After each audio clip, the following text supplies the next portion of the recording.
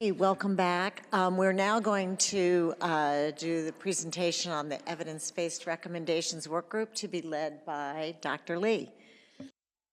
Thanks so much. This has been a great working group to have joined. We're very pleased today. I am doing this again.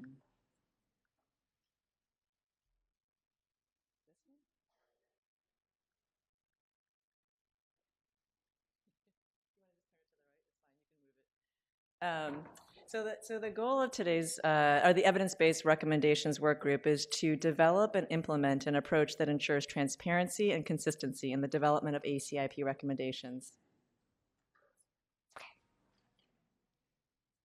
you hit the next slide, please?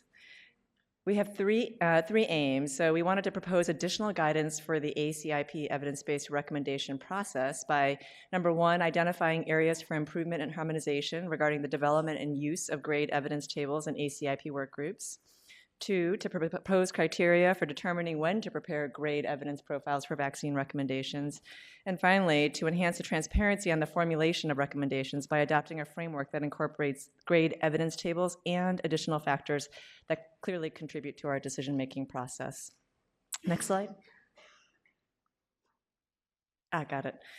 So today, Dr. Carr will be focusing on AIM 3, which has been to develop an evidence to recommendation framework for use by ACIP, and this is coming to a vote today. By way of background, the GRADE working group developed the evidence to decision framework to ensure a structured and transparent approach to decision making, particularly when judgments are required on a range of factors. And we used their example and their process as the template by which we were adapting what we needed to do at ACIP. In their framework, they presented as a table that includes three sections. Number one, formulating a question. Number two, making assessments based on key criteria. And number three, making conclusions and providing judgments around each of those criteria so that it can inform those conclusions. So with that, I will say that it has been a lively, engaged, and highly passionate work group. So it's been really great to be a part of this group. And I wanted to introduce Dr. Carr, who will walk us through how the ACIP evidence-based work group has adapted this grade process for our use. Thank you.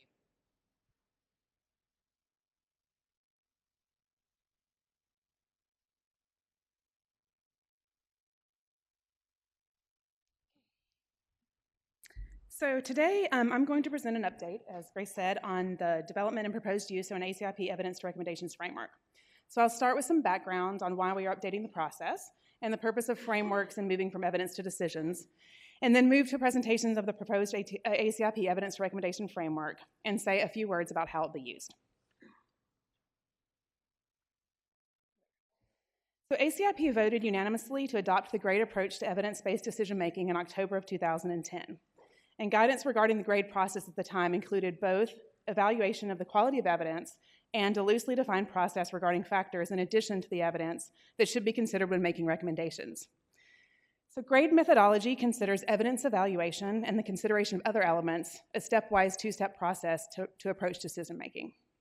So therefore, while evaluation of the quality of evidence for benefits and harms is a significant and necessary element, it is not the only factor considered when developing a recommendation. Other factors include balance of benefits and harms, values, and health economic data. So when considering how to ensure that the use of the GRADE approach best serves ACIP in its decision-making, it's also helpful to recognize the elements outlined in the ACIP charter, which states, shall include consideration of disease epidemiology and burden of disease, vaccine efficacy and effectiveness, vaccine safety, economic analyses, and implementation issues.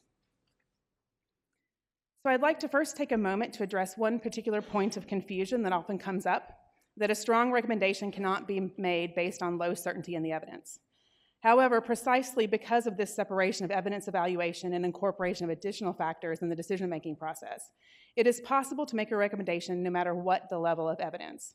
Here is an excerpt from a recent publication by members of the GRADE working group that clearly describes this concept. This is not to say that it is always appropriate, but that it is possible and warranted in some cases. In those cases, it's important to then ensure that other factors contributing to the recommendation are transparently communicated. And this is where a more defined process of moving from evidence to recommendations provides a pathway to consistently communicate the full range of decision-making process. So evidence to decision frameworks were developed by the GRADE working group to guide the process of moving from evidence to recommendations or decisions. As such, frameworks are intended to help panels structure discussion and identify reasons for disagreements, be more systematic and explicit about the judgments that they make, the evidence that's used to inform each of those judgments, additional considerations, and the basis for their recommendations or decisions, and to make the process and basis for decisions structured and transparent.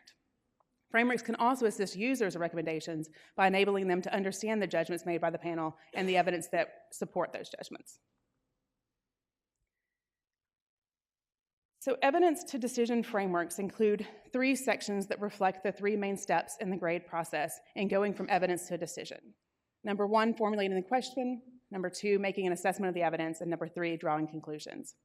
One key feature of evidence to decision frameworks is that they are layered, where they present key messages in the top layer with links to more detailed information.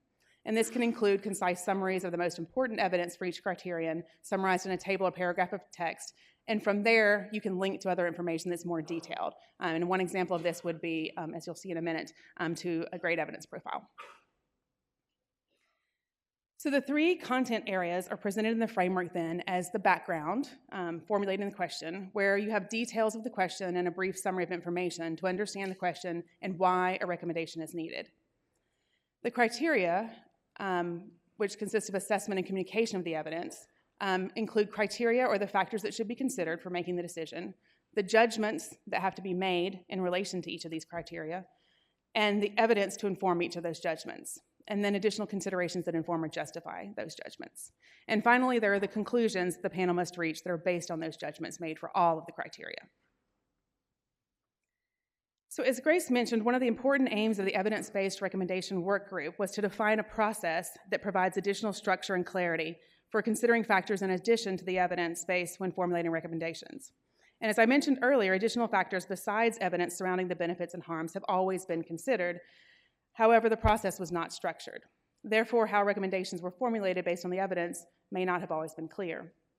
So development of an evidence-to-decision framework tailored to the needs of ACIP will refine those methods for incorporation of additional factors that contribute to decision-making as well as GRADE evidence profiles. So one thing to note is that while the generic version of the framework is an evidence-to-decision table, when decisions are in the form of recommendations, they can also be termed evidence to recommendation. And similar to other groups that use similar frameworks when making recommendations, we have chosen to use the ETR evidence to recommendation terminology.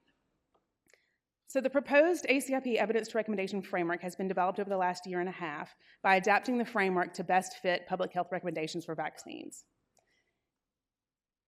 In addition to the extensive feedback that we received from the evidence-based recommendations work group and CDC work group leads, it was piloted by both the Zoster and Mumps work group in preparation for the votes that were conducted at the October meeting. And while significant thought has been put into the creation of the framework, we do consider it to be a living document that will be refined as continued use suggests potential improvements. In addition to basic completion guidance that is included in the framework itself, there is more extensive guidance document that has also been developed that provides additional detail and practical advice for those drafting a framework in support of an ACIP policy decision. As we encounter different types of questions, we also anticipate that our guidance document will continue to evolve and improve in assisting users. So as mentioned previously, evidence recommendation frameworks are presented as a table that includes key background information, criteria, and conclusions. The criteria that should be considered fall into several broad topic areas, and each of these contains individual questions that solicit judgments concerning each element and presentation of the available evidence.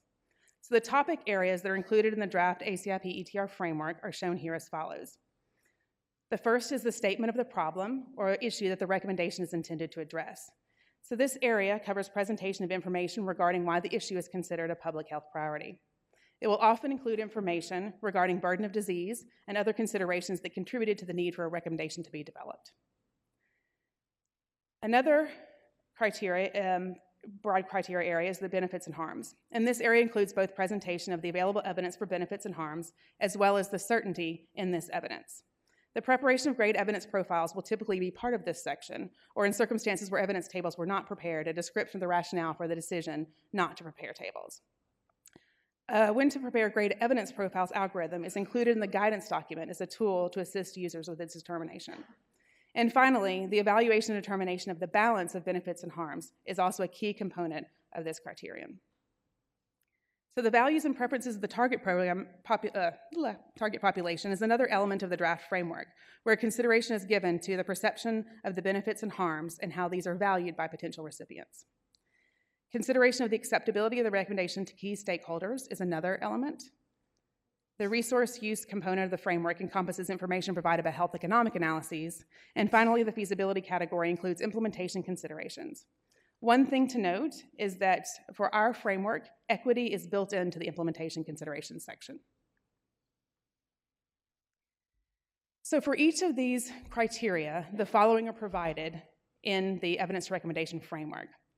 So there are judgments, which for the initial framework would be draft judgments prepared by the work group that become final after review or modification by the full committee. And then in the next column of the framework, there will be evidence to inform each judgment. So this could be research evidence or evidence obtained from routine data collection, but if there is no peer-reviewed body of evidence available, it can simply be stated and any additional information that was used to inform the judgment indicated. Because the intent is really to be transparent about the information that was used to make the judgment, not to imply the need for development of evidence if it's not available or not critical for decision making. And this can include links to more detailed summaries of the evidence. And finally, the final column of the framework consists of additional considerations that inform or justify each judgment. And this can include other data, assumptions, or logic used to make a judgment, as well as different judgments for one or more subgroups, and dissenting views of panel members or minority opinions, and interpretations of the evidence. So for each of the following slides, I'll present sections of the framework. And this one starts out with a question, background, and problem. So the first section, the top panel, is the background section. And it starts with the question outlined in PICO format, or Population Intervention Comparison and Outcome. And it also provides a location to provide a brief, concise summary of significant background information. And then we come to the first criterion, which is the problem of public health importance.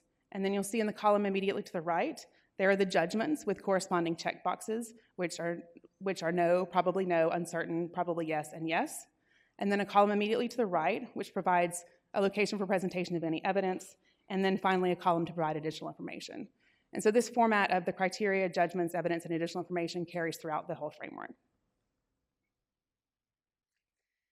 So this is the benefits and harms section of the framework, and I'll just go through briefly each of the criteria questions. The first is how substantial are the desirable anticipated effects? The second is how substantial are the undesirable anticipated effects? The third is, do the desirable effects outweigh the undesirable effects? And then finally, what is the overall certainty of the evidence for the critical outcomes? And the judgments for this final criterion, the certainty of the evidence, align with the levels of evidence that were defined during development of grade evidence profiles. So under values, the criteria questions are, does the target population feel that desirable effects are large relative to undesirable effects? And is there any important uncertainty about or variability in how much people value the main outcomes? So this includes both how potential vaccine recipients and their families feel about the balance of benefits and harms, and captures whether there's significant variation in this perception among the population. So this section includes acceptability to stakeholders such as providers, manufacturers, professional societies, and as such, those stakeholders may vary according to the vaccine. The question is the intervention acceptable to key stakeholders? The next section is resource use, where the question is the intervention a reasonable and efficient allocation of resources? And this, as mentioned previously, encompasses the health economic analyses. And finally, the feasibility section, with the question, is the intervention feasible to implement, involves consideration of the implementation considerations that factor into decision making. And I'll mention that as part of the development of the framework, a draft checklist tool to assist with the evaluation of possible implementation barriers has been developed and will be piloted. So those were all of the criterion, and so now we'll move to the framework conclusions. So conclusions should be based on the judgments that were made for all of those criteria and should specify a summary of the judgments, the type of decision or recommendation, and the recommendation then in clear, concise, and actionable text. In addition to the critical information, additional information can be included when relevant, such as any subgroup considerations that the panel took into account when making a decision, any key implementation considerations that, in addition to those that were specified in the recommendation, which can include strategies to address any concerns about acceptability or feasibility of the intervention. And these can also include draft conclusions suggested by the work group that prepared the framework. So this is the conclusion section of the proposed framework and includes the summary of judgments on the top panel, indicating the balance of consequences, and then the type of recommendation, as well as a space for the recommendation text and additional considerations.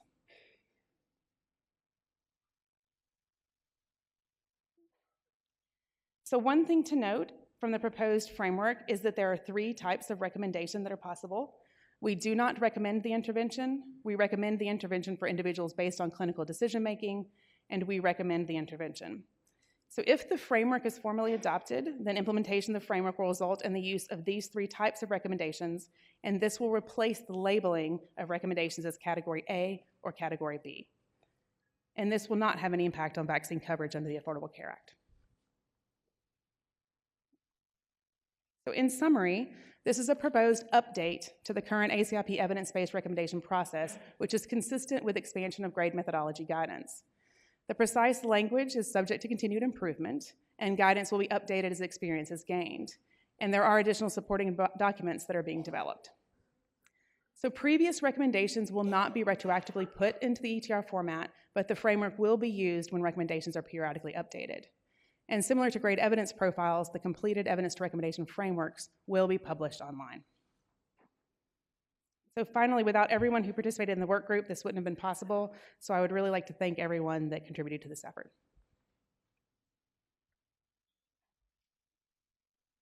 Thank you very much for that excellent summary.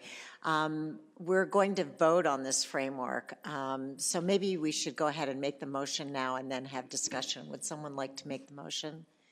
Dr. Romero? Motion made. No, yes. You don't get to do any more. Is there a second? Yes, Dr. Fry, thank you.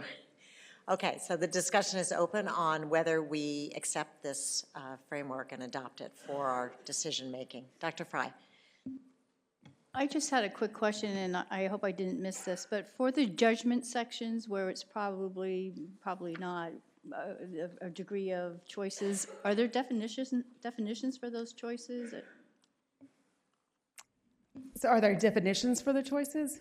Yes, under the judgment section where there's like 5 possible choices. So there aren't particular definitions. In the guidance document, there is some information to help people make those distinctions, but it's somewhat of a subjective process. So part of what the aim of the framework is to to transparently communicate what the discussions and deliberations were, and every group may come to a little bit different place with that. So the goal is to be able to communicate why the rationale for making that judgment, rather than necessarily to specify this is why the judgment should be made. Does that answer the question? I think so. I just was relating it to adverse events, where there's choices on a continuum of whether it's related or not, and those are well defined. Dr. Riley? So thank you, and I applaud the committee for including equity essentially throughout most of this document. It does, though, strike me that you have it under benefits and harms, and it'll be interesting to see sort of when we're trying to make a judgment about benefits to various subgroups. Very seldomly is there actually data, so hopefully this will force some of that when people bring their study data to us. It would be nice to be able to see, that various groups have been incorporated, whether that's race, ethnicity, or pregnancy or not. So thank you. Right, thanks for that. And we hope that that's one of the goals, is that if there isn't evidence, then that is something that can be presented as well, so that it's transparent. And we actually just discussed offline yesterday, requesting going forward that almost every presentation address this issue of of equity, not so much, how will it play out, but what populations were included, and do we have enough data to look at those populations separately? So I agree with you. I think we need to incorporate it throughout what we do. Nancy.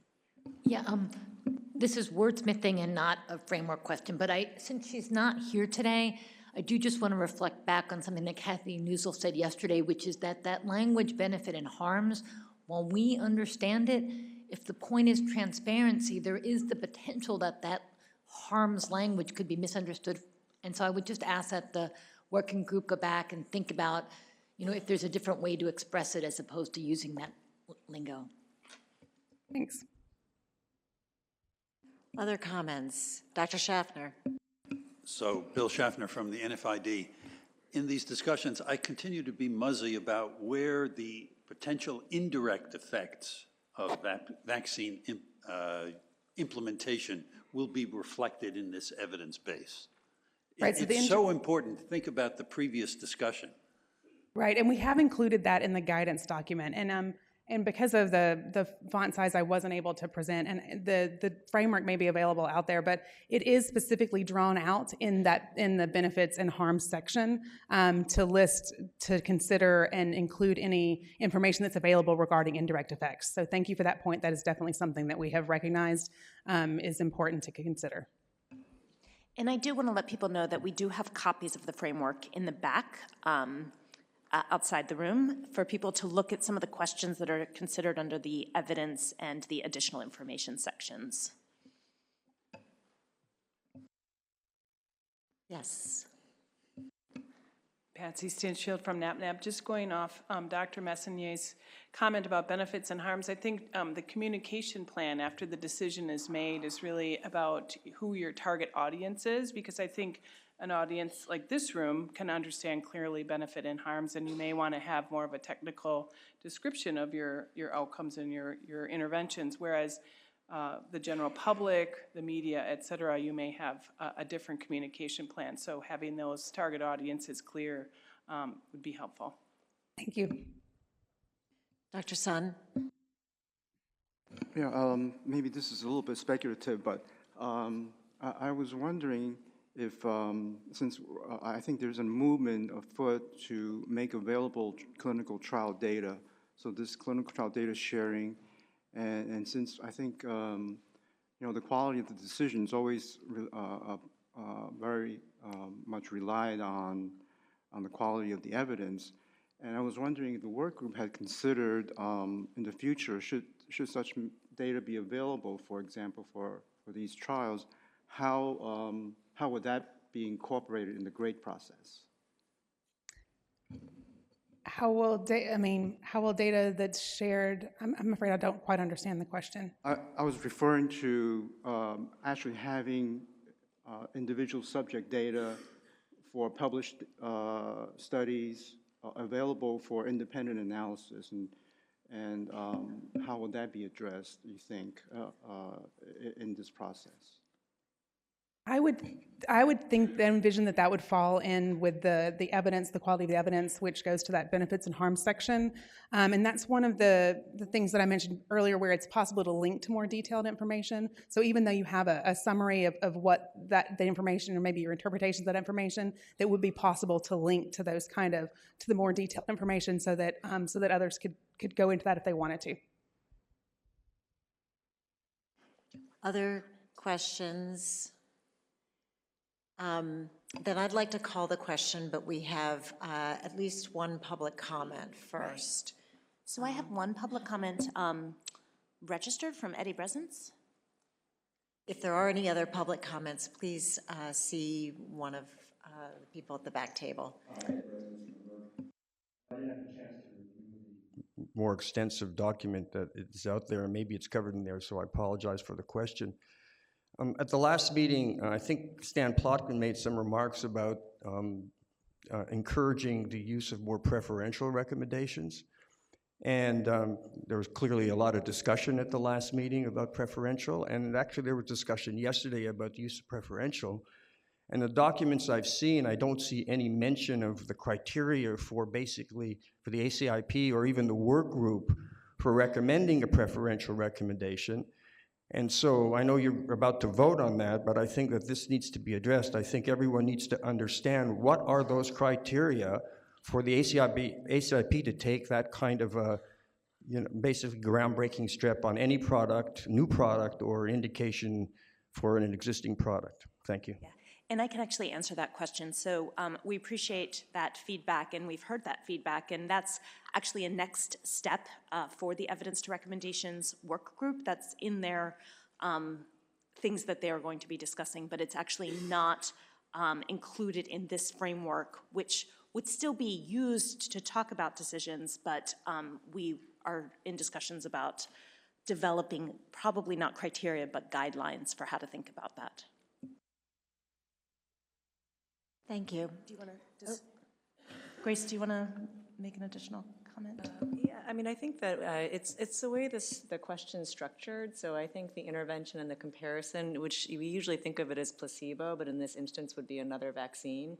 But I think that you raise a good question about what level of evidence is needed for making that kind of a judgment or a decision. The goal of this is to hopefully bring this to a vote and start to use this framework. But as Dr. Carr mentioned, we intend this to be iterative and a process by which we are learning and improving as we go.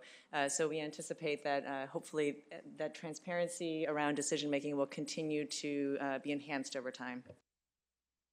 Thank you. Okay. We have one additional public comment from Mr. Jeffrey Jackson.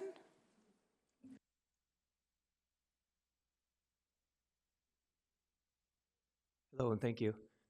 I want to stress the importance of this evidence-making decision. I was here yesterday, and I was listening to the LAIV4 flu mist discussion, and I see the words today, recommended, not recommended, and for someone sitting on this side of the tables, and understanding the weight that ACIP carries, not only to the United States, but to the greater global population. As you all know, and as we're learning, these decisions are highly valued and are looked at by many bodies, many regulatory bodies throughout the world, and are piggybacked as well. So yesterday when I saw the wordsmithing of do we take out recommendation but recommend it but not say recommend it, that gives me concern as a citizen that these things aren't being fully looked at in the idea of taking a flu mist vaccine, an old vaccine, and bringing it back. And I know that's a little off topic, but bringing it back and then playing around with the word recommendation, it's very confusing not only to the providers, but also, like one of the committee members mentioned, for the public messaging. And it's very confusing to the people on this side of the table. So I urge you to take this vote seriously and to look at really what you're creating here. This is a very important framework. Thank you. Thank you very much for that comment, and you're exactly right that the entire purpose of this is to increase our transparency to everyone. Any further comments? Then I think we'll take a vote, and I think we'll start with Dr. Bernstein. Yes. Walter, yes. Riley, yes. Stevens, yes. Bennett, yes. Romero, yes. Szilagyi, yes.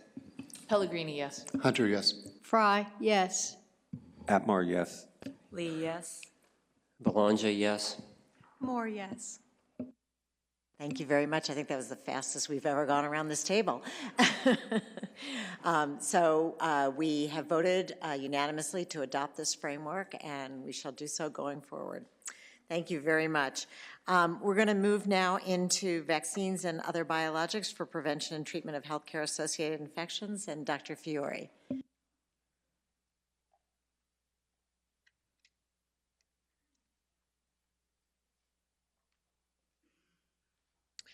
Thanks, everyone. I'm going to give you a brief presentation on some of the exciting work that's being done for vaccines to prevent healthcare-associated infections, and also briefly mention some of the biologics that potentially could be used to treat or prevent healthcare-associated infections. I'm just to introduce myself. I'm Anthony Fiore. I've been in front of the ACIP in the past, but it's been a while. Currently, I'm chief of the Epidemiologic Research and Innovations Branch in the Division of Healthcare Quality Promotion, which is the group that deals with healthcare-associated infections, but also with a good chunk of the antibiotic resistance work here at CDC, and not a group that typically comes to the ACIP.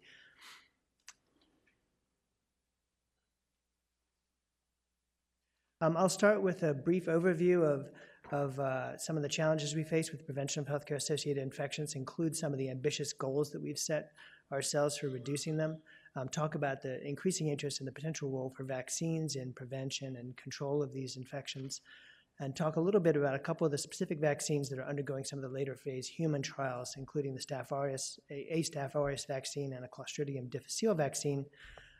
Just briefly mention a monoclonal antibody that currently is licensed for use in prevention of recurrent Clostridium difficile, and then a couple slides on the ongoing and the potential CDC and public health contributions that can go towards the development of HI vaccines, their evaluation and program implementation.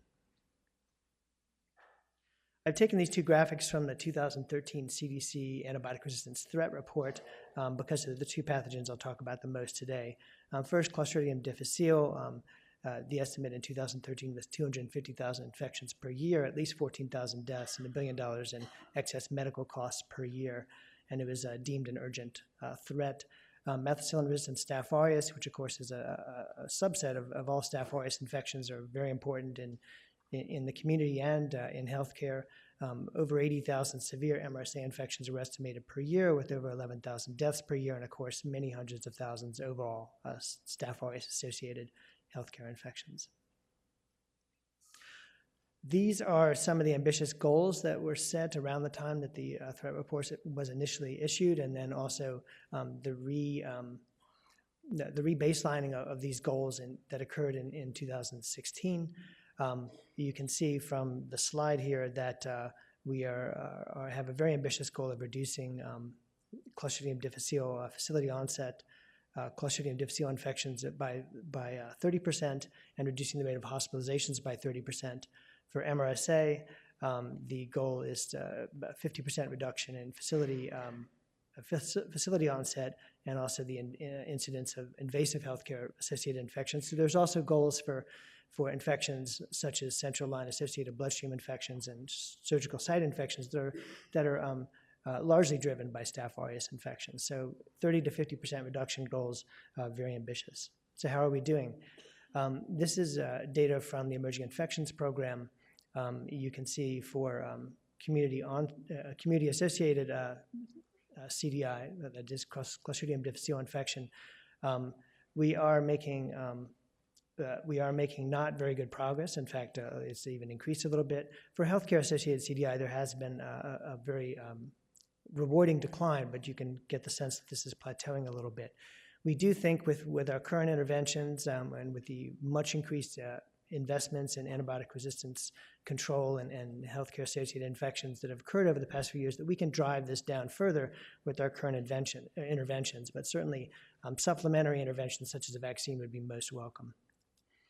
For MRSA, a similar story for healthcare-associated infections, or hospital onset infections. We have seen a decline. Again, the sense of there being a bit of a plateau. For healthcare-associated infections, a pretty large decline. Again, somewhat slowing of the decline recently, and for community-associated MRSA infections, not much progress at all. That's the blue line there. So a role for vaccines. Certainly they would be complementary to our existing strategies.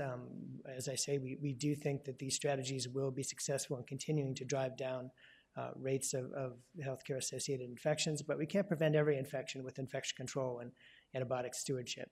Certainly vaccines, I don't need to tell the ACIP, are a proven successful strategy. We have evidence of direct and indirect disease prevention. It's nice from our point of view that they're effective regardless of the mechanism or the prevalence of antibiotic resistance. There's the potential to reduce antibiotic use, reducing overall infections, reducing exposure of strains to broad-spectrum antibiotics so that they can develop resistance, and certainly an indirect effect for that other vaccines could have on use of antibiotics. Obviously, reducing the number of infections would reduce exposure to antibiotics, but there's also the potential that we could reduce opportunities for exchange of resistance elements among bacteria, including cross-species resistance elements. Many advisory bodies have advocated use of vaccines to address antibiotic resistance and healthcare-associated infections. I've just listed a few of these here. The Transatlantic Task Force on Antimicrobial Resistance suggested developing a transatlantic strategy. That group is actually meeting here in a few weeks in Atlanta. The National Vaccine Advisory Committee had a paper published in 2016 that expressed some concern that the emphasis was too much on development of antibiotics, and they proposed, and the quote here is, incentives proposed to stimulate antibiotic development must also be evaluated for their utility to accelerate the development of vaccines. And most recently, the Presidential Advisory Council on Combating Antibiotic-Resistant Bacteria, through their Vaccine Incentives Work Group, made several recommendations, including providing additional funding. Most relevant here, optimizing interactions among sponsors, regulatory agencies, and use policy committees, and specifically listed the ACIP, and incentivizing uptake, including first dollar coverage. There are technical challenges associated with HAI vaccine development. These are not necessarily unique to HAIs, but they certainly are very prominent in development of vaccines against these challenging pathogens. Natural infection typically does not protect against subsequent infection. There's often no established immune correlate of protection, and demonstrating a humoral antibody response doesn't necessarily predict that there's going to be protection. Animal models have not proven to be predictive in many of the vaccine trials. There's probably going to be a need for multiple antigens. The toxins that some of these pathogens produce are quite complex, and the human trials are going to require large at-risk populations. We do have some evidence, at least for Clostridium difficile, that protection is possible, and that's sort of indirect evidence because of the recent licensure of bezlotoxumab. This is a human monoclonal antibody that has an indication approved last year for prevention of recurrent infection for adult patients at risk. And this is given as an IV dose during treatment. It binds to toxin B. It doesn't impact that initial clinical cure, but in the trials, fairly large trials, showed a reduced risk of occurrence of about 38% during the 12-week follow-up, which is a time when a lot of the recurrent C. diff occurs. So this protection of at least some of the population with the monoclonal suggests that protective immunity against CDI is in fact possible, and there are other monoclonals directed against other important HAI pathogens, gram-negative bacteria, Staph aureus, that are in development. I'm not going to go into those today. Most of them are in phase 1 or early phase 2 trials, but clinicaltrials.gov has several dozen of them that are currently in development. Just a word about a couple of the candidate vaccines now.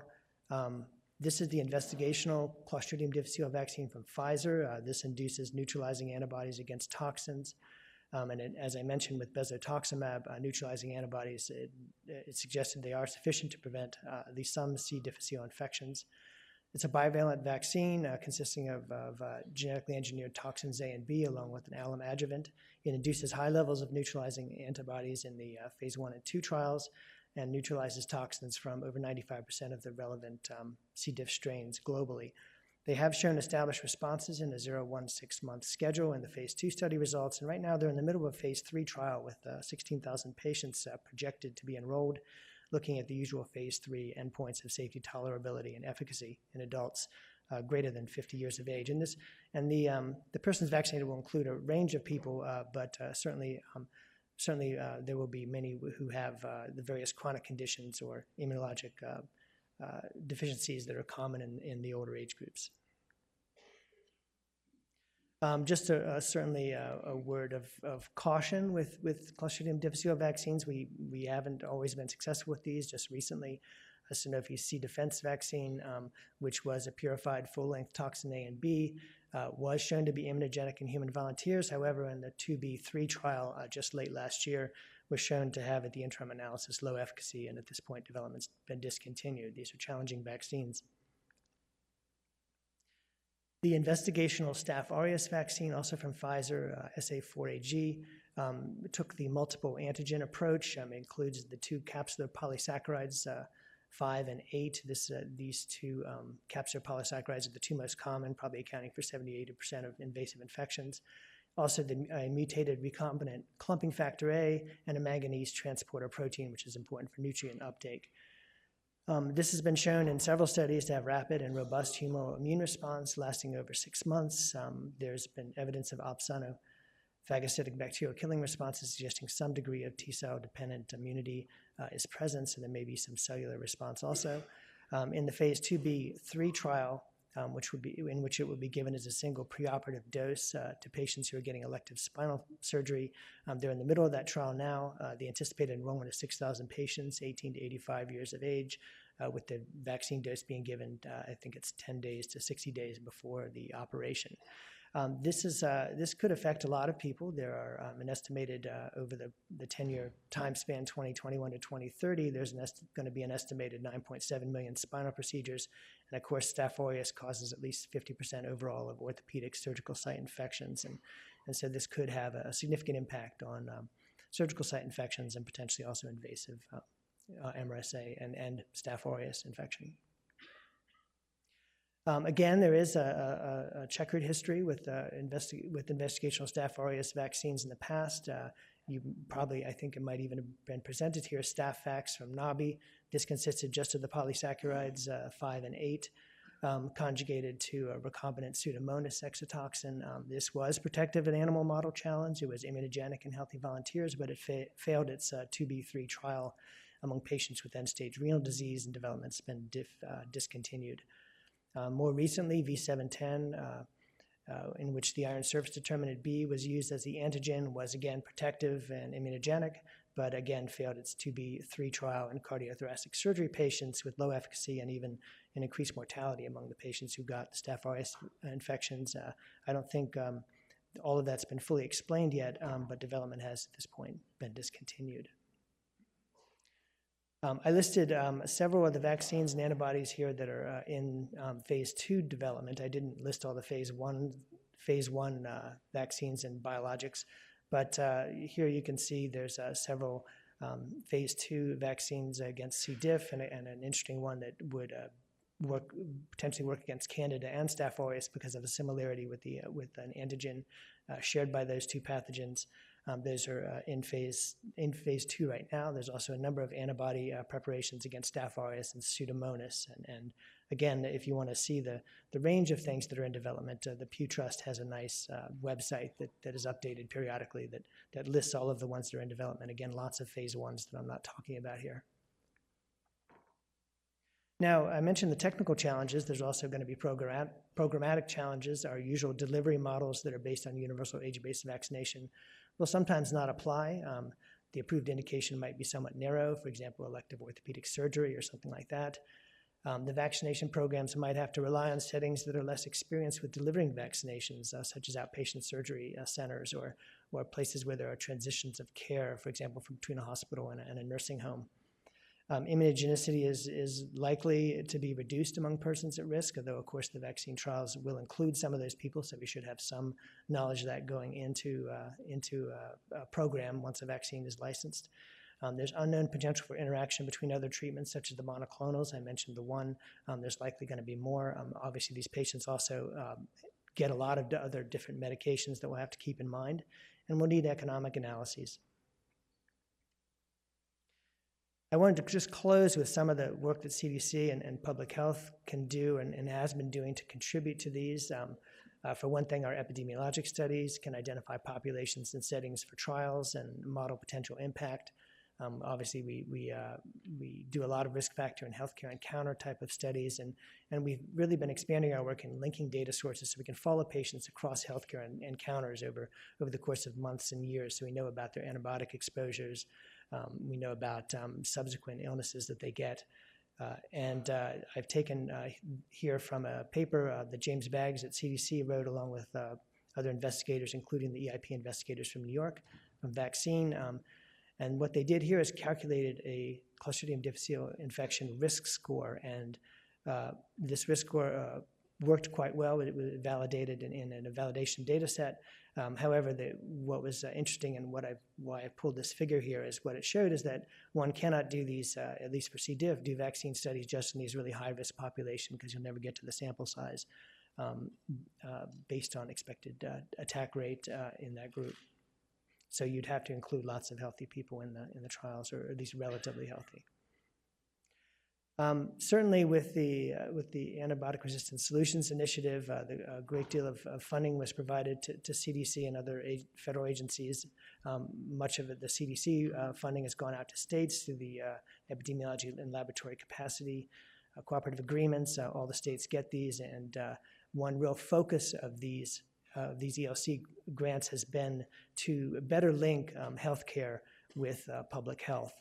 And so we think we're going to begin to see the results of this infrastructure building, and already have seen some of the results, but we certainly will see some more over the coming years. The CDC's Prevention Epicenters program, now 11 epicenters across the U.S.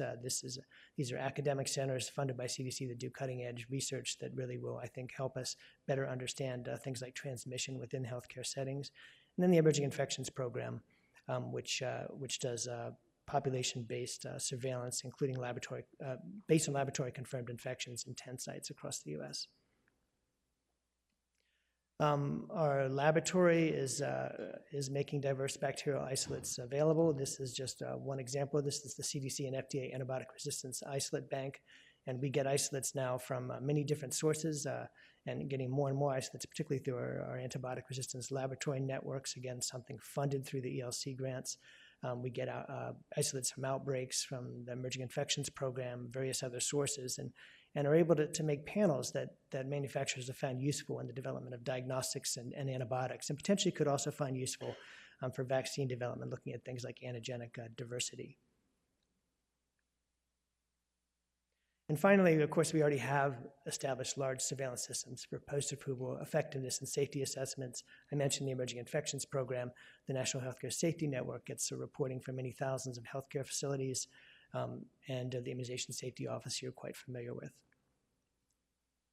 So the reason we're bringing this to your attention today, I think you can guess that the best case scenario for vaccine licensure is probably at least 2 to 3 years in the future. However, as I think I've explained here, we think that these will be different in many respects from currently licensed vaccines and adult schedules, and merit thinking about forming a work group as early as later parts of this year, so we can begin to think about how we might actually implement these vaccines once licensed, and hear about updates from potentially from the manufacturers and from other sources for how these vaccines might be used. And so with that, I wanted to say thanks and open it up for any discussion if there's time. Thank you, Dr. Fiore. Questions? Yes. Hi, Tony. Welcome back. For those of you who don't know, Tony was the longtime ACIP flu lead. So, Tony, can you maybe talk aloud about how you could envision HICPAC and ACIP recommendations sort of coming together in this space? Yeah, I don't know. Of course, HICPAC, I don't think, has had an opportunity to ever think about the vaccines very much. I don't know in the past how much they've been presented to them, but I think probably supplementation with members of HICPAC to any work group would be really important, because those members will understand the healthcare setting where some of this vaccination will occur, and understand the groups that are going to be needed for vaccination.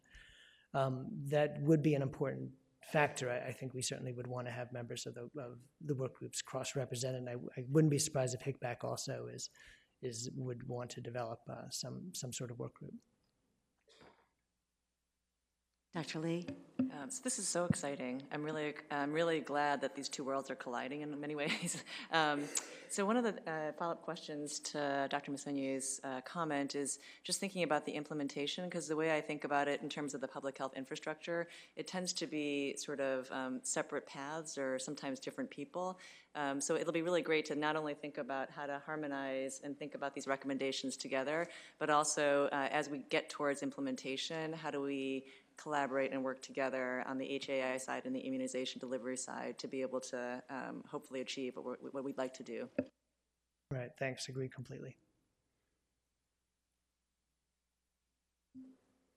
Yeah, I just want to comment. I think this is really exciting too, and I do think that creating a work group sooner rather than later is a good idea, because one of the things we want to be certain is that we have adequate surveillance systems in place so that as we move forward, we can actually evaluate the impact.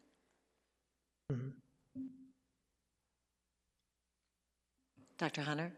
I'm just thinking how this is going to play out on the local or state level with public health, because I think what I've seen happen at the City of Milwaukee Health Department is that the epidemiologists rely on the infection control or infection preventionists within healthcare systems, and they're the ones that really do the brunt of the work on this. And I think that that's another level we have to be looking at on an implementation basis. Dr. Moore? I would just add on that many states do have an HAI program. Tennessee has the luxury of having, I think, the second largest HAI program outside of CDC. So we work very closely with healthcare-associated infections folks at the state level, who also, in turn, are very tightly connected to infection preventionists across the state. So these kinds of implementations would work smoothly with immunization, collaborating with HAI at the state level, and supporting infection preventionists as we do with other things that, like, say, a measles outbreak occurring in a healthcare facility where we all pull together as we do every flu season. So I think that those, thankfully, investments have been made at the state level and HAI that will pay off for our implementing this.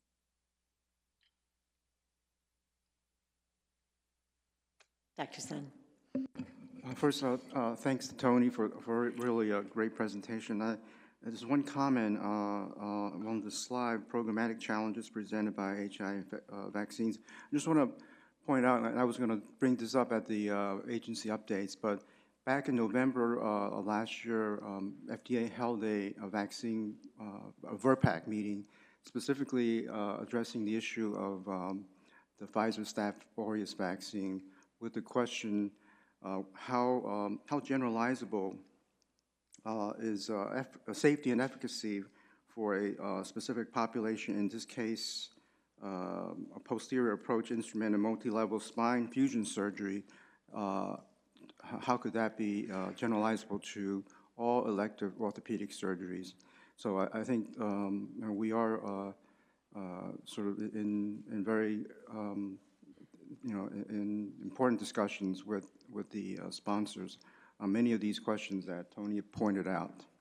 Thank you. Thank you. Any additional comments? All right. Thank you very much. This is great.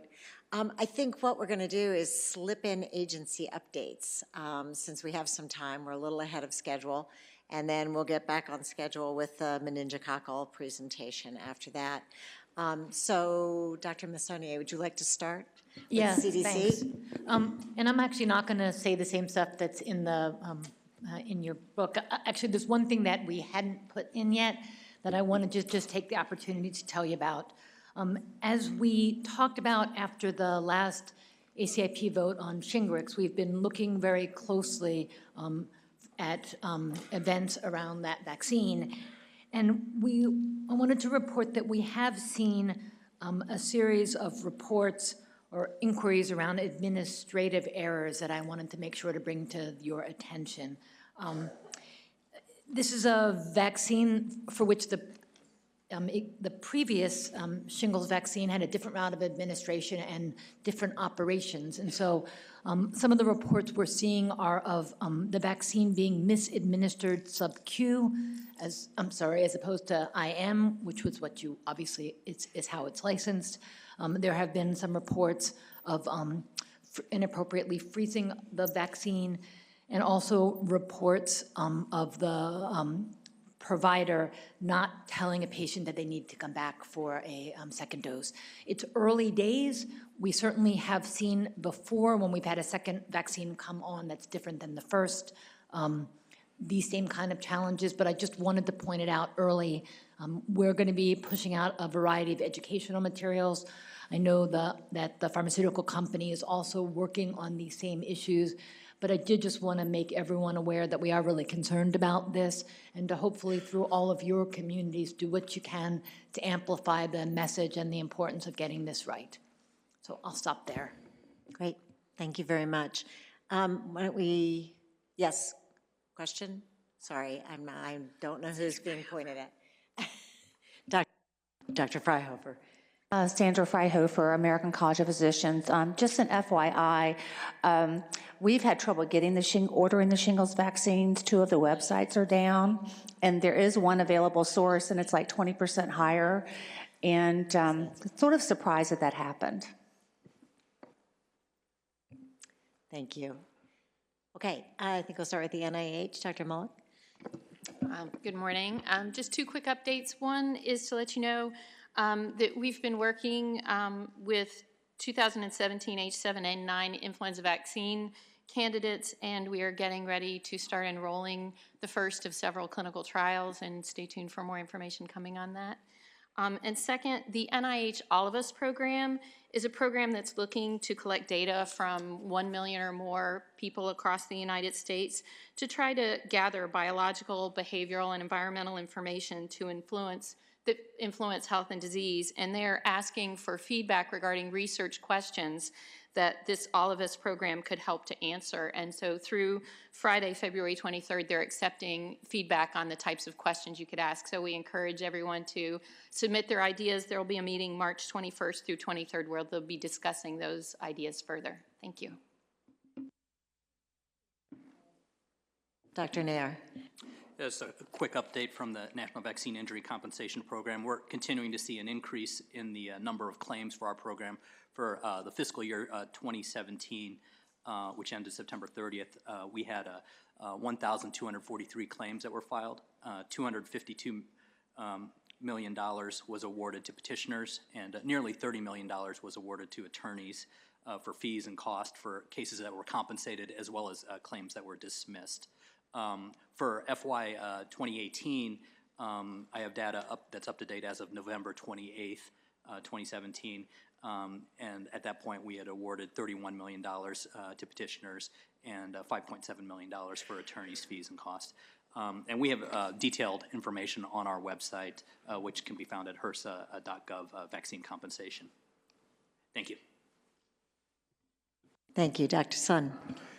Yes, good morning. I think all the items I was going to mention have already been covered in one form or another, but just to highlight again, since the last ACIP meeting in October, FDA approved Heplisab, the hepatitis B vaccine, using the novel adjuvant CpG, which is a TL09 agonist for persons 18 and older. We approved Fluarix quadrivalent for 6 to 35-month-olds. And I just mentioned the Verpac back in November on the Staph aureus vaccine. And then lastly, March 1st is our Northern Hemisphere 2018-19 influenza strain selection Verpac meeting. Thank you. Thank you. Dr. Kim? Hi, good morning. VA released a policy in September 2017 that requires healthcare personnel to participate in the flu prevention program by getting a flu vaccine or declining vaccination and wearing a mask throughout the flu season. VA is currently implementing this policy. More than 211,000 VA employees are documented as having received a flu vaccine as of February 3rd. More than 1.7 million flu vaccinations have been administered in outpatient settings within Veterans Health Administration facilities since August.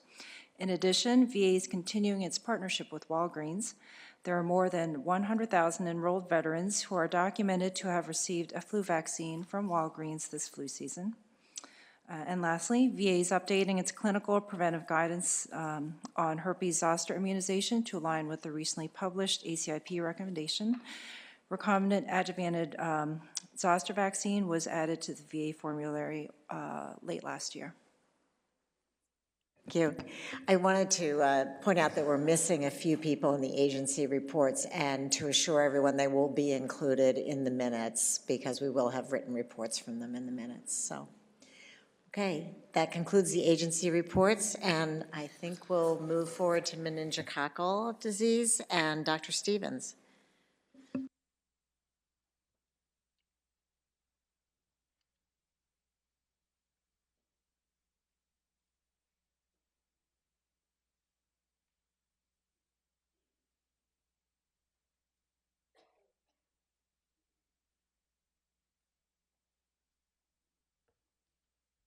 Good morning. I'm representing the meningococcal working group. The activities of the working group have involved reviewing the work group terms of reference. We've also been reviewing, and we'll have a presentation in a minute on some of the data regarding meningococcal disease epidemiology, in particular in college students, and data in infants and young children. We've also been reviewing newly available data on MenB-targeted vaccines, antibody persistence, and on response to booster doses, and also safety and immunogenicity of MenB vaccines in children aged less than 10 years. We'll also reviewing and grading evidence for booster doses of MenB vaccines for persons at increased risk. Regarding MenB vaccine booster doses, pending data availability, grade evaluation is being planned. A full session on MenB booster doses in persons aged greater than 10 years at increased risk for meningococcal disease, again, pending data availability, is planned in the future. And in late 2018 and early 2019, a publication of consolidated ACIP recommendations and report on meningococcal vaccines for both MenACWY and MenB vaccines. Our agenda today is to review the epidemiology of meningococcal disease among college students. Sarah Meyer, who leads our working group very effectively, thank you, Sarah, will give that presentation. I want to thank the members of the committee, many of whom are, in addition to the ACIP members, are also in the audience. I want to acknowledge Hank Bernstein's addition to this committee, and we very much appreciate his efforts. And with that, I'll turn it over to Sarah.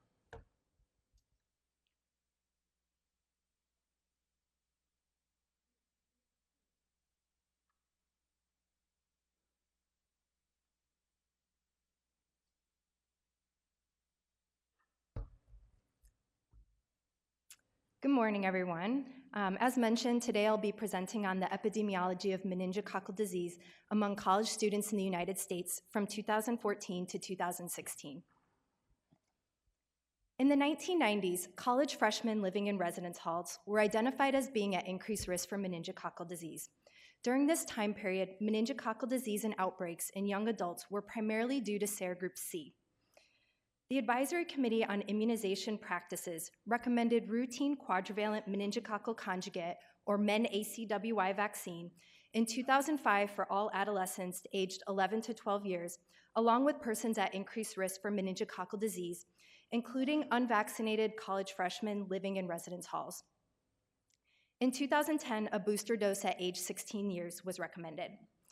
In the past 20 years, the overall incidence of meningococcal disease in the United States has declined tenfold, and serogroup B is now the primary cause of meningococcal disease and outbreaks in young adults. Two serogroup B meningococcal or MenB vaccines are currently licensed in the United States: MenB4C or Bexsero and MenB FHBP or Trumemba, both administered as a multi-dose series. In 2015, ACIP recommended that a MenB vaccine series may be administered to adolescents and young adults aged 16 to 23 years to provide short-term protection against most strains of serogroup B meningococcal disease. The preferred age for MenB vaccination is 16 to 18 years, and this is a Category B recommendation. Data presented to ACIP in June 2015 during the MenB vaccine policy deliberations demonstrated that the estimated incidence of serogroup B meningococcal disease among college students aged 18 to 23 years was low at 0.09 cases per 100,000 population and was similar to that of non-college students during 2009 to 2013. However, the data were limited as cases and incidents in college students were estimated using multiple sources as no national level data were available. At this time, CDC shared plans to improve surveillance and report updated findings to ACIP on the incidence of Ser Group B meningococcal disease in college students once additional data became available. In 2014 to 2015, enhanced meningococcal disease surveillance activities were implemented to collect additional data, including college student status and isolates on cases submitted to the National Notifiable Diseases Surveillance System, or NNDSS. Enhanced surveillance activities are currently conducted in 45 states, covering 98% of the US population. Thus, in light of improved surveillance, CDC conducted an analysis to reassess the epidemiology of meningococcal disease among college students aged 18 to 24 years during 2014 to 2016. The objective of today's presentation is to update ACIP on the incidence and risk of Ser Group B meningococcal disease in college students and review additional considerations for Men-B vaccination in this group. All cases reported to NNDSS during this time were reviewed. Cases aged 18 to 24 years were classified as college students or non-college students based on information collected through enhanced meningococcal disease surveillance activities. For cases with missing college student status or cases from states not participating in enhanced surveillance activities, college status was ascertained by state health departments through review of case investigation records. Population denominators were obtained from the 2015 National Center for Education Statistics Integrated Post-Secondary Education Data System Fall Enrollment Survey and the U.S. Census Bureau. Before describing the epidemiology of meningococcal disease in college students, I wanted to first review the overall epidemiology of disease in the United States. Incidence of meningococcal disease has declined steadily in the past 20 years, reaching reported lows during 2014 to 2016, with an incidence of 0.12 to 0.14 cases per 100,000 population. I will focus on 2014 to 2016 for the rest of this presentation. While the incidence of meningococcal disease in adolescents and young adults is overall low, a peak in the incidence of Ser Group B disease, shown in blue, is observed between the ages of 18 and 20 years. In contrast, the incidence of disease due to Ser groups C, W, or Y, shown in red, gray, and yellow respectively, remains low in this age group. Among the 1,178 cases reported to NNDSS during 2014 to 2016, 166, or 14% of cases, occurred in persons aged 18 to 24 years. College status was known in 162, or 98% of these cases, 83 college students and 79 non-college students. Compared to non-college students, college student cases were younger, with approximately 60% of cases reported in 18 to 19-year-olds, with a greater proportion of cases due to Ser Group B, accounting for nearly 3/4 of college student cases. Overall, 12.5% of cases in this age group died, with a similar case fatality rate in college students and non-college students. Overall, an average of 54 cases of meningococcal disease due to any Ser group was reported annually among 18 to 24-year-olds in the United States, for an average annual incidence of 0.17 cases per 100,000 population. The highest incidence of disease was reported in 18 to 19-year-olds, followed by 20 to 21-year-olds and 22 to 24-year-olds. Ser Group B accounts for the majority of disease in this age group. And the incidence of disease due to Ser groups C, W, or Y combined is very low. Next, we assessed the incidence of meningococcal disease by college student status and estimated the relative risk of disease in college students compared to non-college students. We found that an average of 20 cases of Ser Group B meningococcal disease were reported annually among college students, with an incidence of 0.17 cases per 100,000 population and a relative risk of 3.5. The incidence was highest in college students aged 18 to 19 years at 0.28 cases per 100,000 population, with a relative risk of 3.1. While the incidence is lower among college students aged 20 to 21 years at 0.18 cases per 100,000 population, the relative risk is higher at 4.1. The incidence of serogroup B meningococcal disease in 22 to 24-year-olds is similarly low among college students and non-college students. In all age groups, the incidence of meningococcal disease due to serogroups C, W, or Y combined was very low and was similar in college students and non-college students. By year of age, the estimated incidence of serogroup B meningococcal disease, shown in the left figure, is highest among 18 to 20-year-old college students. Incidence of serogroup B disease in non-college students is highest among 18-year-olds and is lower in all other ages. The estimated incidence of serogroups C, W, and Y combined, seen in the figure on the right, is low for all ages, irrespective of college student status.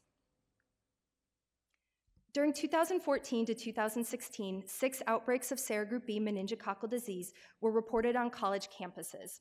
The size of these outbreaks ranged from 2 to 6 cases, with an undergraduate population size ranging from approximately 4,000 to 35,000. Mass vaccination with a MenB vaccine series was implemented in response to all of these outbreaks. Serogroup B college outbreaks continued to occur in 2017, with an additional 2 clusters or outbreaks reported. This figure shows the number of sporadic and outbreak-associated serogroup B meningococcal disease cases in college students by year of age. Overall, 32% of all serogroup B cases in college students were outbreak-associated. The highest proportion of outbreak-associated cases was observed in 18 to 19-year-olds at 38%, followed by 20 to 21-year-olds at 23%. Only one serogroup B case was reported in college students aged 22 to 24 years, and this case was not outbreak-associated. In order to assess the impact of outbreaks on the increased risk of serogroup B meningococcal disease in college students, we excluded any subsequent outbreak-associated cases from the analysis of 18 to 21-year-olds. In other words, for this analysis, we kept all sporadic cases as well as the first case associated with each outbreak in order to estimate the incidence and risk of disease in the absence of outbreaks. While the magnitude of the relative risk is lower, we observe the same trends in increased incidence among college students after exclusion of subsequent outbreak-associated cases, with an overall relative risk of 2.8. In summary, the incidence of serogroup B meningococcal disease in college students is low. However, college students aged 18 to 21 years are at increased risk compared to non-college students. In contrast, the incidence of serogroups C, W, and Y combined is lower and is similar in both college students and non-college students, likely at least in part due to the success of the adolescent men ACWI vaccine program. Serogroup B college outbreaks are an important factor, though the risk remains elevated among college students, even when excluding outbreak-associated cases. In addition to the data presented today, the work group has continued to review data on MenB vaccines as it has become available, much of which has been previously shared with ACIP. To summarize the key considerations for use of MenB vaccines in college students, the work group discussed the burden of disease in population at risk, challenges with mass vaccination during outbreak response, effectiveness and duration of protection of MenB vaccines, molecular features of serogroup B isolates and expected strain coverage by MenB vaccines, cost-effectiveness of MenB vaccines in college students, and awareness and use of MenB vaccines under the existing Category B recommendations.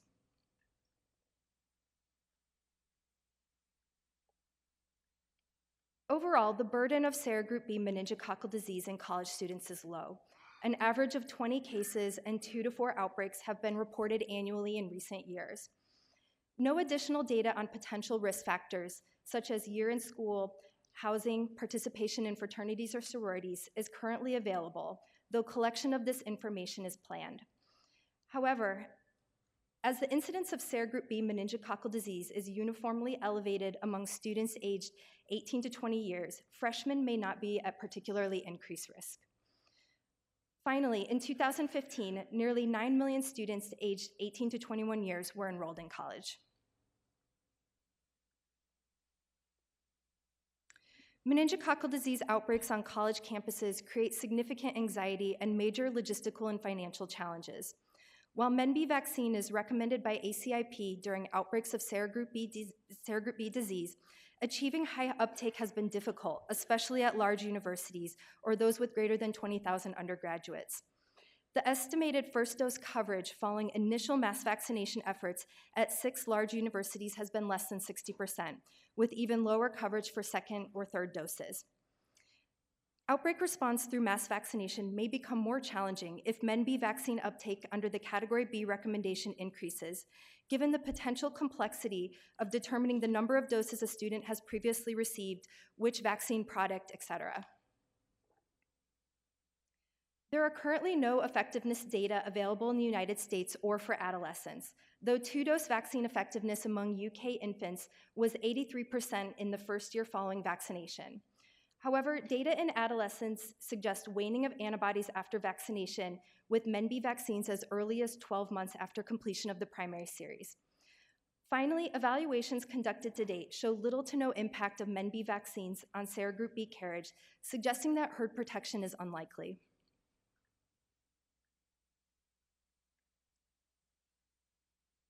Another consideration is the molecular epidemiology of serogroup B disease in college students, as well as the expected strain coverage of MenB vaccines in this population. Overall, serogroup B meningococcal strains in college students are genetically diverse. 16 sequence types were identified among the 34 isolates from 2014 to 2016 that were analyzed by whole genome sequencing. The 6 serogroup B college outbreaks were due to 5 different sequence types. MenB vaccines are expected to cover a wide range of circulating strains in the United States, but will not prevent all cases. The expected strain coverage of MenB vaccines in college students is not determined. However, 16 or 47% of isolates in our analysis possessed one or more MenB vaccine variants included in MenB4C or MenB FHBP, and others may still be covered by MenB vaccines through cross-reactivity. No information is available on gene expression or isolate susceptibility to vaccine antigen-induced antibodies. In terms of the cost-effectiveness of MenB vaccines in college students, the analysis previously shared with ACIP was updated with 2014 to 2016 serogroup B meningococcal disease incidence data. Despite higher, more accurate incidence estimates, similar conclusions were reached. If we focus just on vaccination in college students, an estimated 11 cases and 1 death could be prevented each year. The number needed to vaccinate to prevent 1 case is 305,000, and to prevent 1 death is nearly 2.8 million. The cost per quality saved is $9.6 million. Another potential consideration is awareness and use of MenB vaccines under the existing Category B recommendation. There are currently gaps in awareness of MenB vaccines among parents and providers. 43% of parents and adolescents aged 16 to 19 years report being aware of MenB vaccines, and among these, 69% became aware through their child's healthcare provider. However, in another study, only 70% of pediatricians and 21% of family practitioners report being very aware of MenB vaccines. Uptake of MenB vaccines among adolescents and young adults is estimated to be low. Coverage of at least 1 dose of MenB vaccine among 16 to 18-year-olds is estimated at less than 10%.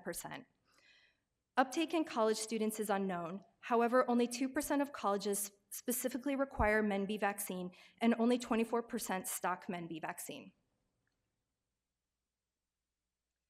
The work group's interpretation of the data presented is as follows. Although the risk of serogroup B meningococcal disease is increased among college students, the number of preventable cases is low, and the number needed to vaccinate to prevent a case is high. The limited duration of protection of MenB vaccines and the lack of evidence for impact on carriage may limit the ability to protect college students through the period of greatest risk. The work group feels that in practice, MenB vaccination should occur as close to college entry as possible for those students who choose to get vaccinated. While achieving high coverage of MenB vaccine during college outbreaks has been challenging, routine vaccination of all college students would also be difficult. Finally, awareness and uptake of MenB vaccines is currently low. The work group does not propose any changes to the current MenB vaccine recommendations. However, the work group suggests that CDC provide more guidance around clinical decision-making during pre-college health visits to help students, parents, and providers make an informed decision. Today, we'd like to get your input. Does ACIP agree with the work group interpretation? And are there additional data ACIP would like to review? Thank you. Thank you very much for that excellent presentation. Questions? Dr. Belongia. Thank you. Can you remind us how you defined college students for this? Does that include community colleges or technical colleges? Sure, great question. So in terms of for the cases, college students is a self-defined variable in our surveillance system. So that would include, potentially 2-year college students, 4-year college students, technical schools, things like that. In terms of the denominator, it does include, anybody that's in an academic program, and that includes 2-year students, 4-year students, vocational students, et cetera. Are you able to separate out in your data residential college students versus non-residential? At this point, we are not. However, we are planning to collect that information on cases so that we can further define the types of college students that are getting disease. Thank you. Dr. Bernstein. Of the 2% of colleges that require it, were those colleges that previously had outbreaks, or what were the criteria or reasons why they went to a requirement? We don't have that information. I think we could probably look at that data a little bit more carefully. Some of the data that was collected as part of this survey did include, was there a previous outbreak at that university? Were there previous outbreaks in that area? And what we found is that there were quite a few schools that reported that they had an outbreak in their area. So we're not exactly sure, is that their state, is that their region, that kind of thing. But we could, see if we could look at that a little bit more in more detail. Sarah, if you look at the years individually, 2014, 15, and 16, is the number of cases per year stable, or has it changed over those 3 years, and including 2017? Between, during 2015 and 2016, the number is actually pretty stable. It's actually a little bit lower in 2014. There also weren't really any outbreaks during 2014, and that's also the year we started collecting this information. So I'm not sure we can really describe a trend between those 3 years, but I would say for the last 2 years, it's been pretty stable. Dr. Riley. So in one of your slides, you said that you will try and get more information about individual risk factors in the sense, is this sports teams? Is this, because it strikes me, as a mother, just putting a kid into college, the discussion was very difficult to have. I had information because I sit on this committee, but the discussion with the pediatrician and trying to figure out, what's the risk for my individual kid who's on a sports team, was very unsatisfying, I have to say. And so, I think that there was just, I just threw up my hands and said, it sounds like a good idea, but then, the flip side is, and the other thing I was gonna ask is there more, now that there have been this many outbreaks, is there more information about the side effects from the vaccine? Is this something that we also need to be concerned about? I remember when the vote was taken, the concern was there were side effects that you couldn't ignore. And people were very concerned about, how long the immunity would last, and do you do it as a freshman? Do you do it, midway through? So I'm just wondering when we'll have more of that information, because it's great to say have the conversation with the pediatrician, but they don't know what to tell you, so. Yeah, I share your meningococcal disease is a very rare disease in the United States, but it's also very serious. So those conversations are challenging. And I do hope that, in the coming months, we will have more information on, characteristics of cases from both sporadic cases as well as outbreaks, to try to better understand, is it still people living in residence halls that are at greater risk, or sports teams or fraternities? I think right now we don't have that information. We just have kind of anecdotal reports from the various outbreaks, but we need to put it all together and include information on cases not involved as part of an outbreak. In regards to the question about safety, there have been a number of evaluations done that are now published looking at serious adverse events following vaccination through these mass vaccination efforts. And overall, there were no serious concerns. It's kind of the the side effects that we've been talking about at the meetings, fever, sore arm, things like that. Just one comment on this issue of risk factors is it's pretty hard to parse out risk factors when the numbers of cases are so small. So it might be helpful to look less at risk factors of the individual than modes of transmission and look at sort of a network analysis and try to figure out how the transmission occurs. And just to kind of point out, Maybe I should just say, though, so there have actually been a huge number of studies of risk factors of meningococcal disease in college students and high school students, and the risk factors always end up being the same. There have also been a large number of network studies around transmission patterns in populations, and the risk factors end up being the same. And so we will look at this again, but David, we don't expect it to be different. It's, it's things that transmit secretions. And finding that out from surveillance or having a conversation with your pediatrician about what your student will do when away at college is exceedingly difficult. And so and my kids aren't that old yet, but all I'm saying is we will continue to endeavor to gather more information, but I don't know that anything we're going to gather is going to make this a simpler conversation. So perhaps, as you said on one of your slides, the issue more has to do with recommendations to pediatricians about how to have this conversation, which might be without the parent in the room. Ms. Pellegrini? Is the CDC planning in the future to try and incorporate some kind of measure that would reflect how many of the students who survive have significant long-term health consequences? Because to me, that was one thing that is important and is currently not captured. We have this sort of binary, did you die or did you survive? But we know how devastating this can be, and that seems to me an important part of the understanding the burden. Right, and kind of similar to the issue around risk factors, there is a wide body of data evidence out there that kind of describes some of these sequelae and outcomes, but we have discussed kind of ways that we could try to get at this information with more updated data, especially in light of this being predominantly serogroup B in this age group. But just to clarify that, there is about a 20% morbidity associated with invasive meningococcal disease and across a whole variety of studies, and those include cognitive, long-term cognitive issues. Dr. Fry? I was just going to ask the question, we're presuming that all these kids that developed meninge were not vaccinated given the later dates or the later years. Is that correct? I don't have a backup slide related to this, but I can tell you that, the majority did receive many CWI vaccine, and very few, maybe one or two, I'd have to go back and look, received at least one MenB vaccine, but that was not a case of serogroup B.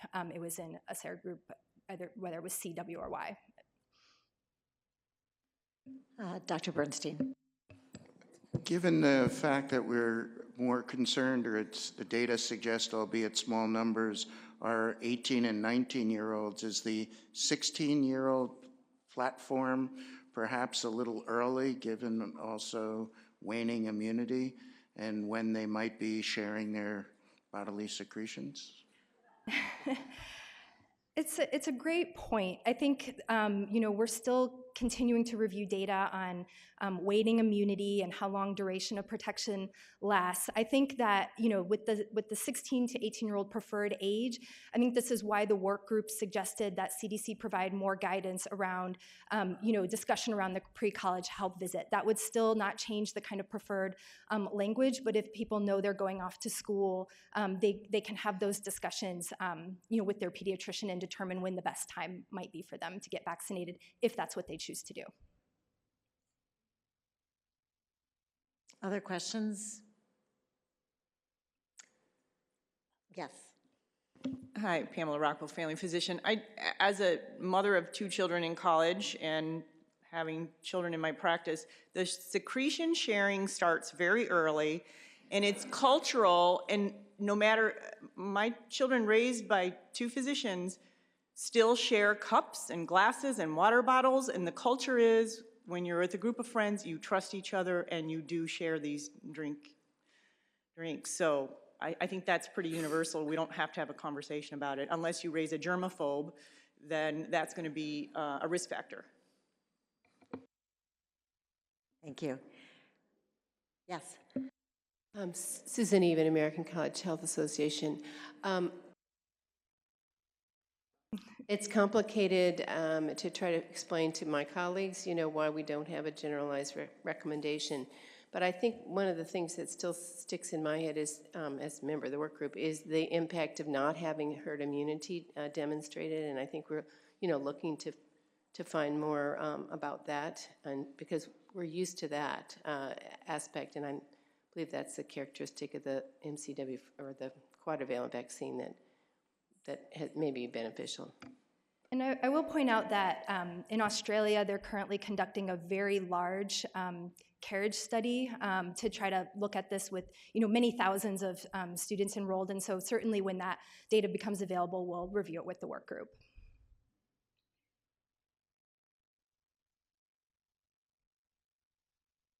Okay. Any further questions? Anybody I missed? All right, I think we'll move on to Japanese encephalitis if everybody's here, and Dr. Walter will lead us off. And I just want to make the comment that there were some public comments that are specifically addressing meningococcal disease that we will do at the end of this day, which will be just in a few minutes.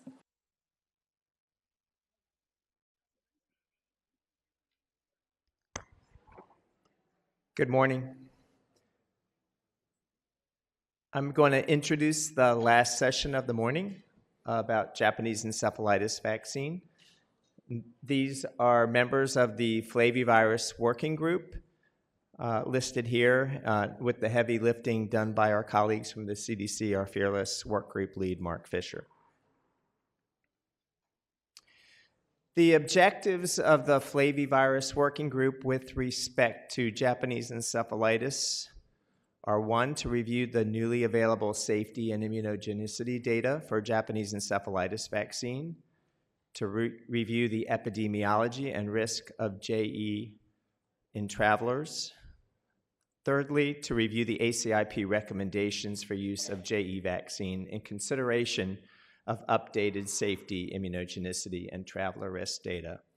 Lastly, the objective is to update the MMR recommendations and report, which was last published in 2010. So given some of the questions asked at the last meeting and JE vaccine presentations, today Susan Hills is going to review the epidemiology of Japanese encephalitis and Japanese encephalitis. I'll talk a little bit about Japanese encephalitis vaccine, and then she'll give an update on work group activities and plans. Thanks. Susan?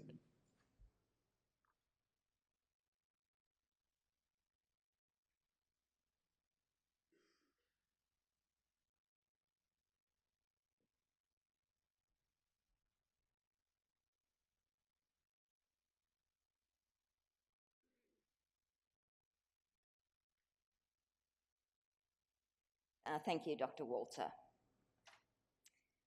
So Japanese encephalitis virus is a mosquito-borne flavivirus. It's the leading vaccine-preventable cause of encephalitis in Asia. Culex triteniorhynchus mosquitoes are the primary JE virus vectors, and they're evening and nighttime biting mosquitoes and usually feed outdoors, commonly breeding in rice fields. JE virus is maintained in an enzootic cycle between mosquitoes and amplifying vertebrate hosts, primarily pigs and wading birds. The virus is transmitted to humans through the bite of an infected mosquito. Humans are dead-end hosts for JE virus because they don't usually develop a level or duration of viremia sufficient to infect mosquitoes. Therefore, infected travellers pose little risk for introducing the virus into the United States or other non-endemic areas.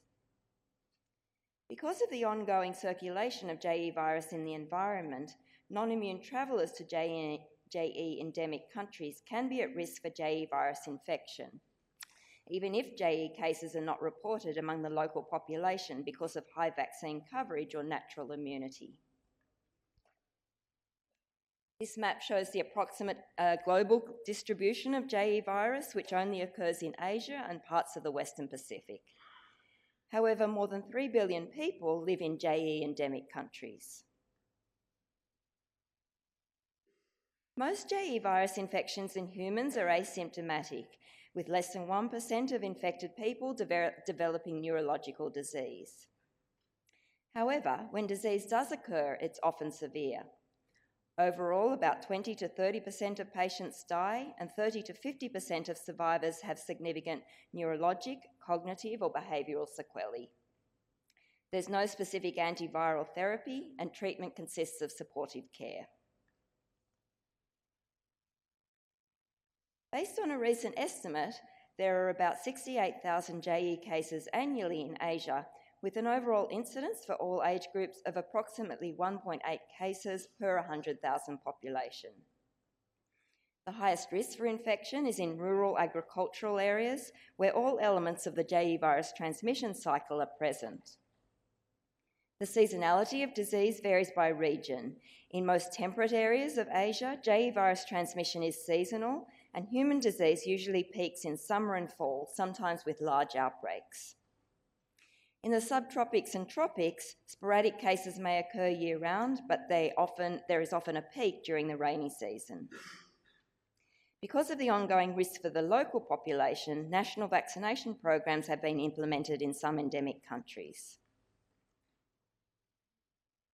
For most travellers to Asia, the risk for JE is very low, but varies on the basis of travel destination, duration, season, and activities. Overall incidence is estimated to be less than 1 case per million travellers. In the United States, in the 25-year period following first licensure of JE vaccine in 1992, 12 travel-associated JE cases were reported, or less than 1 case reported per year. The inactivated Vero cell culture-derived JE vaccine, manufactured by Valneva as Ixiaro, is the only JE vaccine currently licensed and available in the United States. The vaccine was licensed for adults aged 17 years and older in 2009, and the licensure was subsequently extended to children aged 2 months and older in 2013. There are no efficacy data for Ixiaro, but the vaccine was licensed based on its ability to induce JE virus neutralising antibodies as a surrogate for protection. The vaccine demonstrated a good immunogenicity and reactogenicity profile in pre-licensure clinical trials, and no safety concerns have been identified to date in post-licensure surveillance. The vaccine costs approximately $600 for the 2-dose primary series. When making recommendations regarding the use of JE vaccine, there are many factors healthcare providers need to consider. These include that the risk of JE disease for most travellers is very low, but the risk varies based on travel location, duration, season, and activities. JE is a severe disease with substantial morbidity and mortality, and there is no specific treatment. A safe and effective vaccine is available, but the vaccine costs about $600 for a 2-dose primary series, and rare serious adverse events can occur. And finally, from a public health perspective, vaccination of travellers is not important to prevent importation of spread of JE virus, as humans are a dead-end host for JE virus. This slide shows the existing ACIP recommendations for prevention of JE among travellers. Firstly, providers should discuss with all travellers to JE endemic countries the risks of JE disease and the importance of taking precautions to avoid mosquito bites and thus reduce the risk for JE and other vector-borne diseases. JE vaccine is recommended for longer-term travellers who will live in or visit endemic areas for 1 month or longer during the JE virus transmission season, including expatriates and recurrent travellers who will be based in an urban area but are likely to visit rural areas during the transmission season. JE vaccine should be considered for short-term travellers to endemic areas during JE virus transmission season if they plan to travel outside an urban area and have itinerary or activities that increase risk of JE virus exposure, or if their itinerary is uncertain or there is an outbreak. JE vaccine is not recommended for short-term travellers whose visit will be restricted to urban areas or times outside of the JE virus transmission season. The JE vaccine work group was reformed in March 2015. And as Dr. Walter mentioned, the work group activities are to review newly available safety and immunogenicity data, review the epidemiology and risk of JE in travellers, review